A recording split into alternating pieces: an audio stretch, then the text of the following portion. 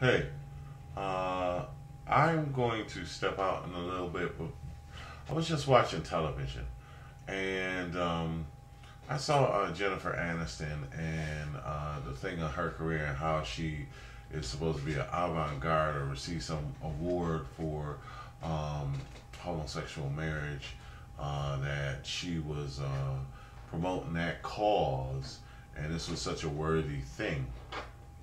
And so and then I noticed because I don't watch TV. I never watch Friends. Um, I all this TV kind of TV land. Just basically TV land, where you have relationships that are like, you know 10 marriages, 12 divorces.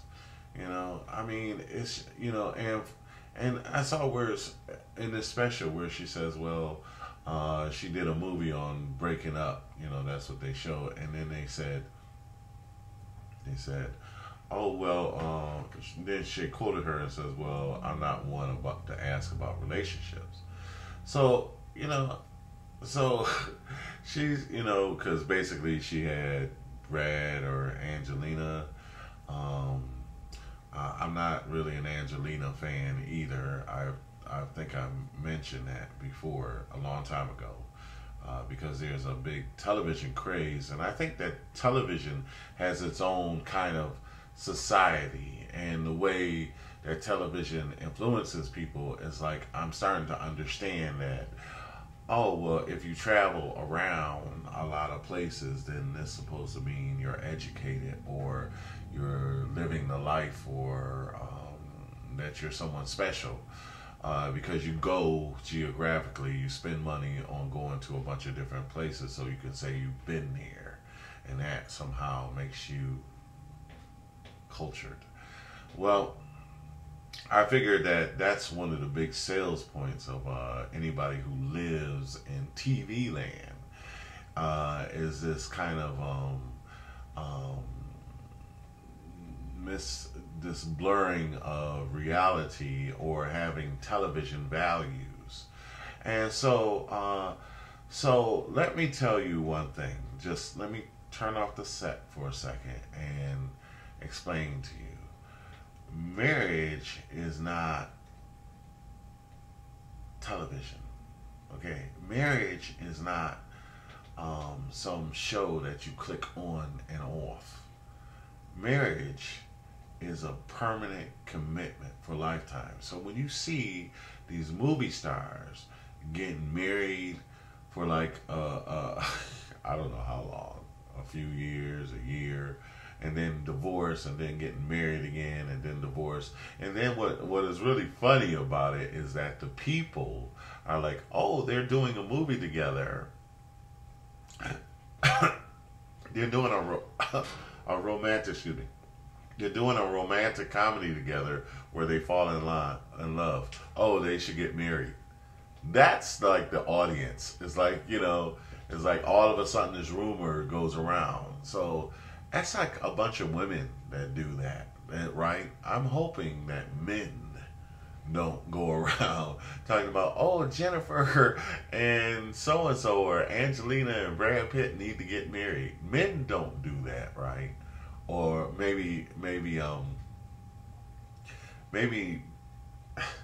I don't know what. Maybe some men, maybe homosexual men do that. Maybe that's the thing. Is like really, that's a very girly thing for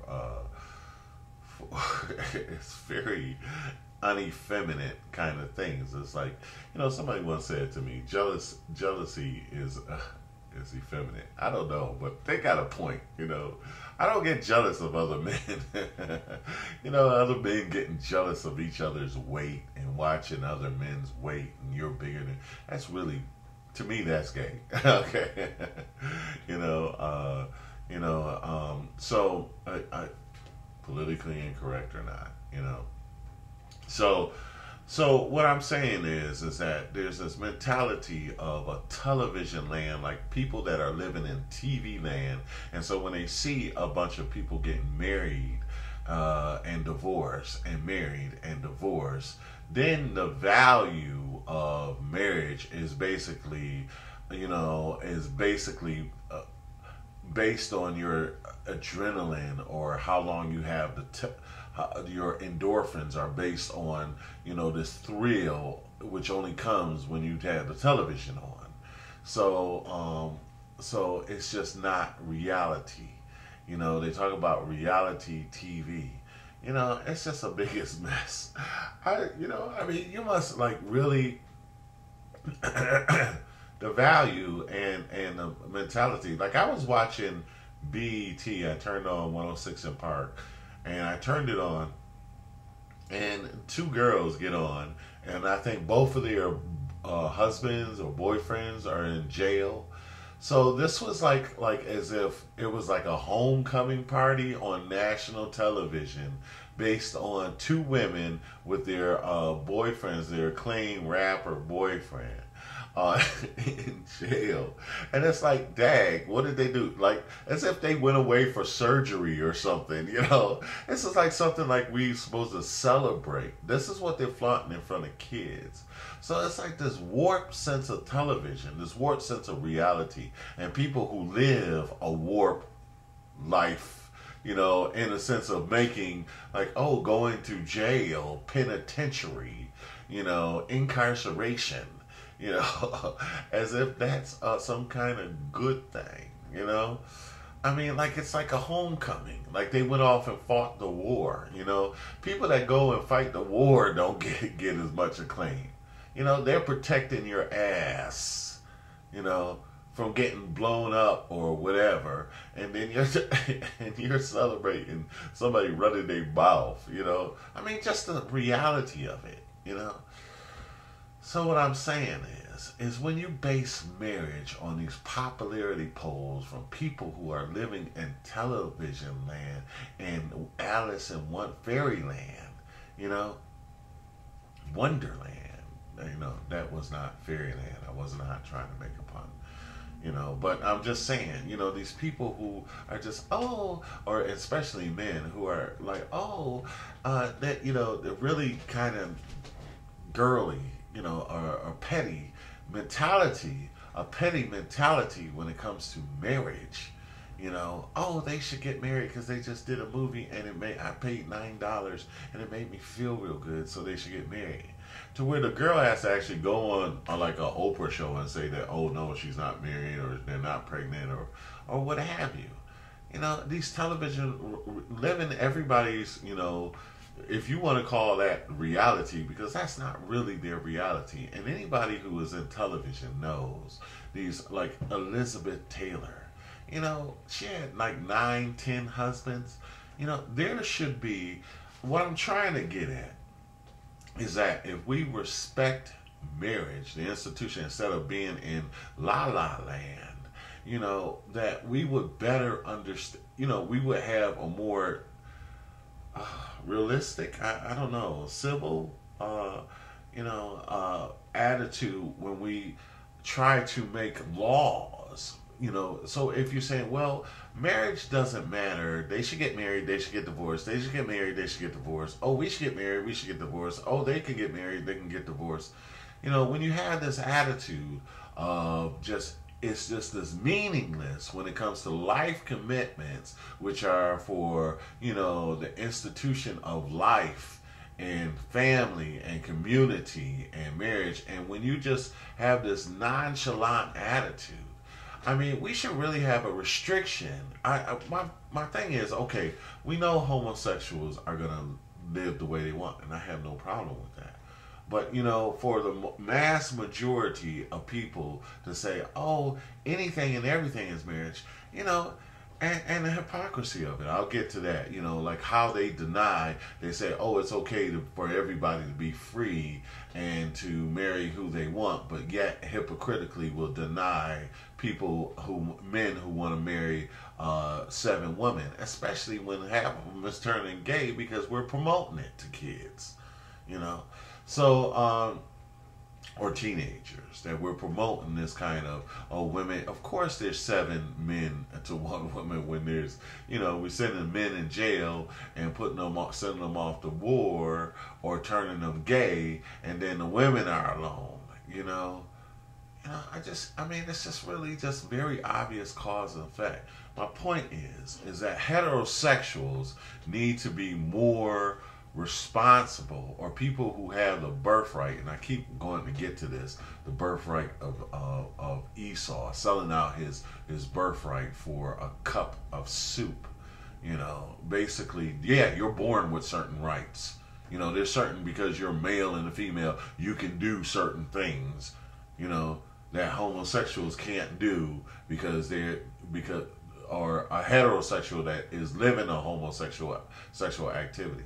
Now, let me say this one last thing as I get it. So my point is, and I'm trying to get is that we sell ourselves so short on marriage. We downplay the father and push up the women so much that we have lost sight of what a marriage or the institution or the concrete stability of such a relation brings to the community, your children, your state of mind. When you get a divorce, your children go crazy. This is the first thing that happens. And people the mom and dad are so worried about themselves, they ain't thinking about the child, pulling them back and forth. As soon as you get a divorce, then that child's world has been rocked. Yes, people stay together for the so selfish reason of their children. Yes, they do that. Yes, they tolerate each other. They keep their vows. They didn't say love. It's a vow. It's an honor and a commitment. So when we learn to respect ourselves and respect the words of our mouth, and respect our vows that we make and commitments that we make, then we won't get duped by watching some fairyland show on television, Wonderland show, or Gaga, Goo Goo Gaga show, whatever, about how you can just do anything and anything you can shove and it'll work. It doesn't work like that. It doesn't work. If it was, then homosexuals will be having their own children. So I don't think that a bunch 10% of the people who are homosexual, who only have the foresight and who are only interested in their sexual nature, should try to make laws that are far beyond the person or the individual. That has to do with the children, the community, the state, the nation. So it's like, if your only concern is based on here now, where I can stick my thing or what could be stuck with, no, I don't think people who are so concerned about this should be making laws that affect everybody's moral peace and these things that are spiritual, life and things like that. Peace, life, honor, integrity, respect, and things like that. I'm not saying that you can't follow a code and honor because of your sexuality, but it seems that we can't. So my point is that we need to have more respect for for ourselves, our vows, and our commitment. So there's another point I want to make, but it slips my mind right at this time.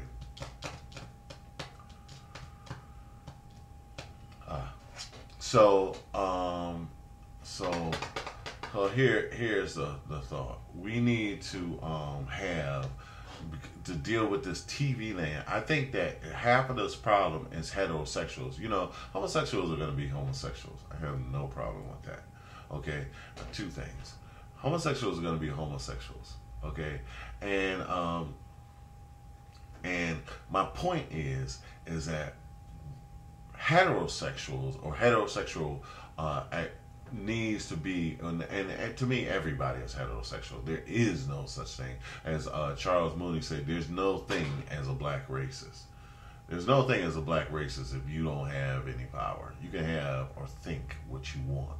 But if you don't have no power to act or to suppress people, then you are not a racist. Only unless you can suppress people are you a racist. That's his point of view. I haven't really thought about it much myself.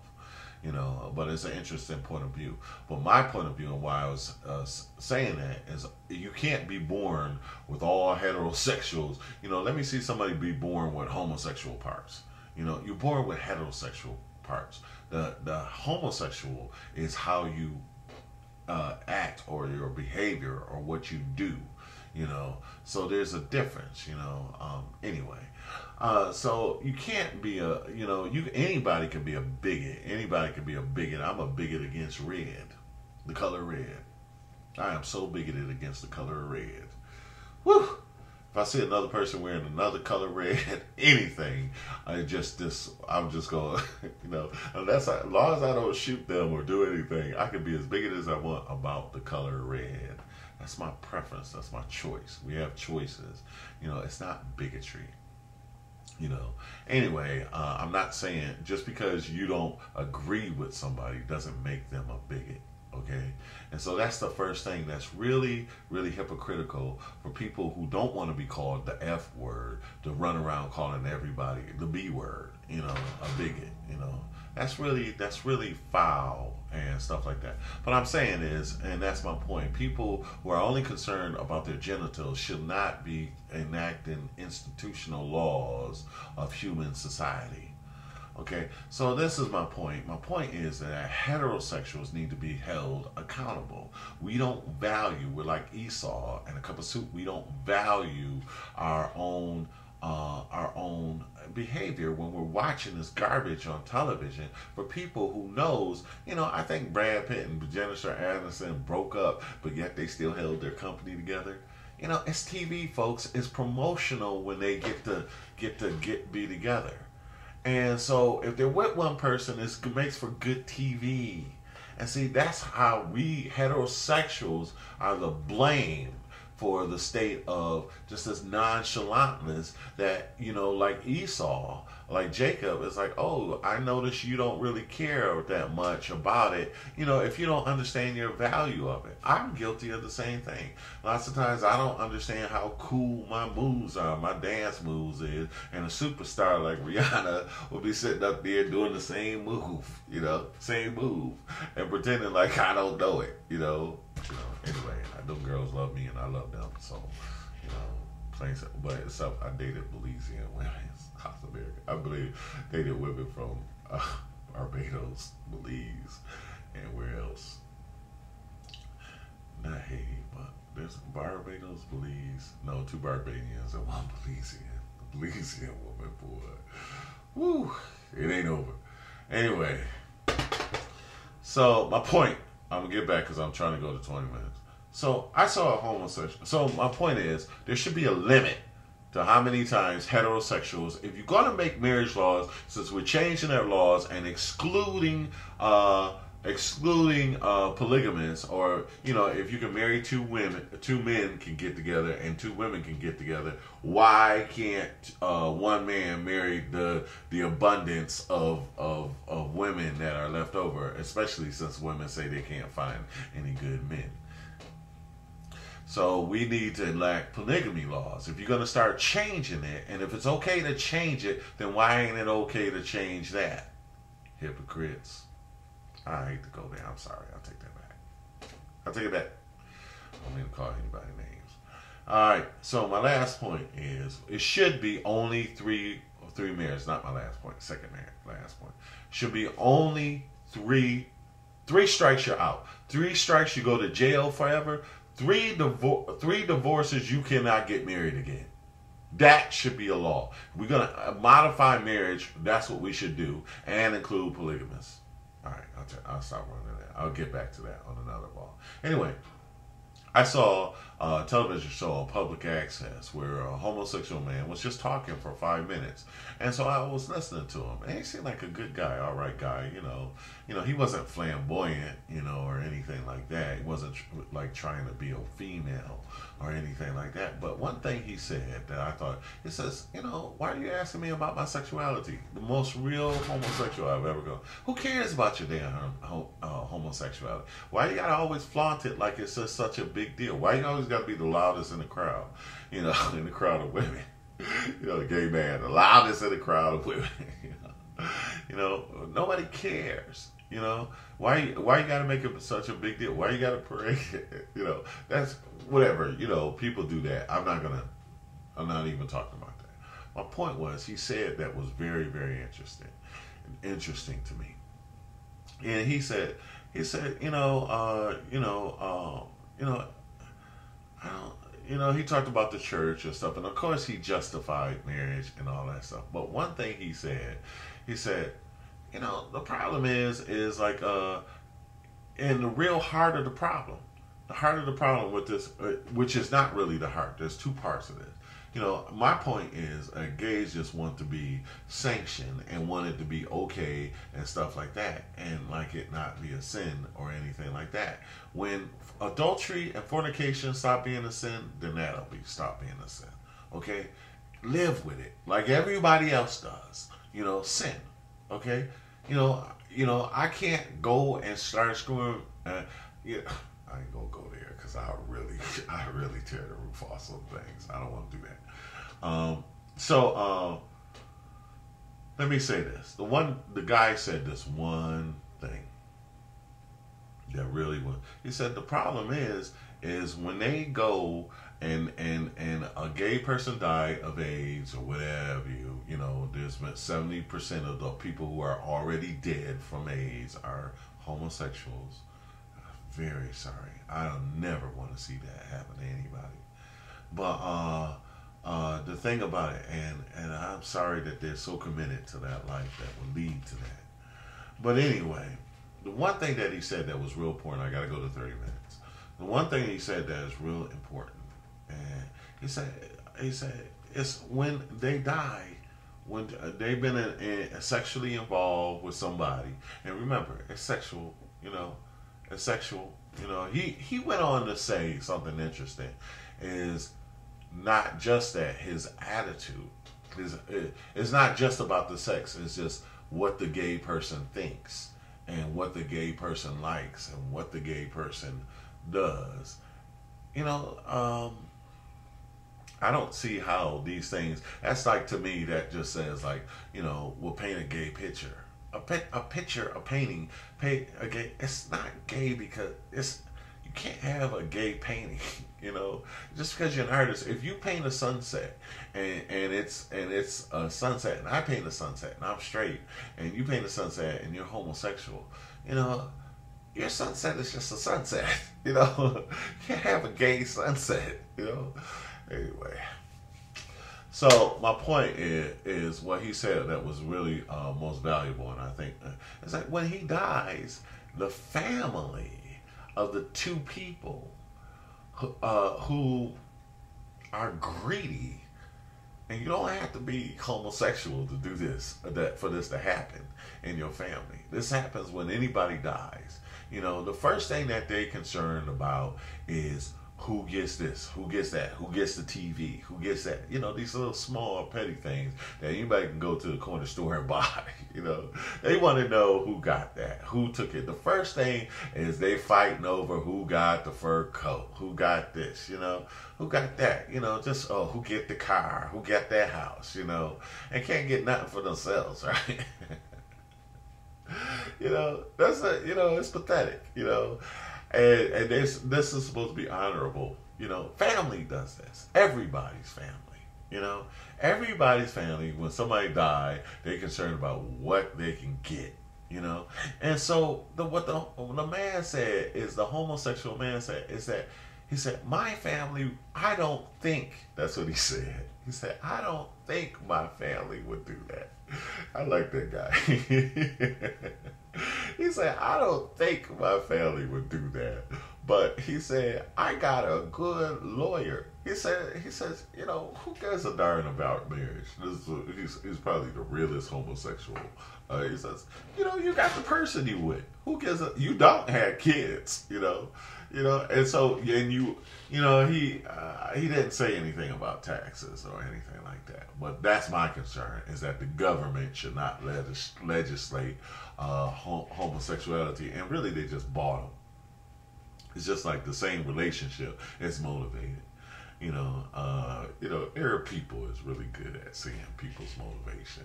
You know, and it's like they're not doing it out of the goodness of their heart. Okay, no, it's money.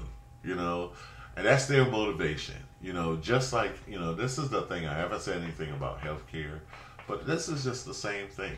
It's like, you know, one thing I agree about here about healthcare, the healthcare plan, and we notice all this hatred, but this is, you know, started from people saying, "Oh, be a doctor." I want, you know, it's the parents that said, "I want my kid to grow up to be a doctor," not to help other people so they can make a lot of money. Because people will always get sick, and you can make a lot of money. We train them to think like that, you know.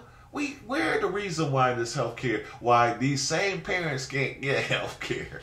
They son become a doctor, or their daughter become a doctor, and won't treat them because they don't have insurance. Good God Almighty. Good God. That's the truth of the matter. And, you know, so we train everybody, you're supposed to be a doctor so you can get this. Remember Little House on the Prairie, where the doctor was just because he was a doctor because he loved people? This is the problem with the healthcare. It's like, you know, insurance and all that. It's like, oh, we're just in it to get money. And so, again, that's television of just, you know, of why people are so greedy. It's just amazing. So these greedy people or family members who are so concerned about the material things of their loved ones, especially the deceased. I was going to say something, but I ain't going to talk about my family. But you know, my mom died. One thing she said that she wanted. There's only one thing she wanted. They got houses and stuff like that.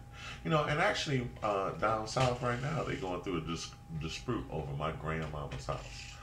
My grandmama's house. You know, and, you know, and the uncle and the sister, my aunt and stuff like that. They're going through that. So we already know they go through it. And my mom died, so, well.